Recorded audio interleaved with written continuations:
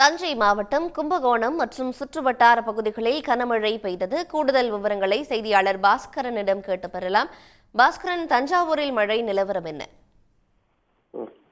தஞ்சாவூர் மாவட்டம் கும்பகோணம் அதனை ஒட்டியுள்ள பகுதியிலான தாராசுரம், அசூர், திருபுவனம் போன்ற இடங்கள்ல இன்று மாலை ஒரு மணி நேரத்துக்கு மேலாக மிதமான மழை பெய்தது.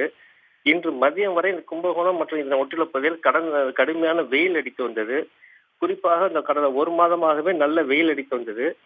வழக்கமா செப்டம்பர் 15 தேதிக்கு பிறகு மழை பெய்ய ஆரம்பிக்கும். ஆனா இந்த வருடம் இன்று வரை மழை இல்லாமல் இருந்தது.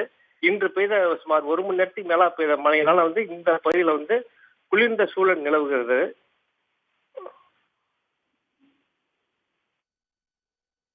பாஸ்கரன், விவரங்களை வழங்கியமைக்கு நன்றி.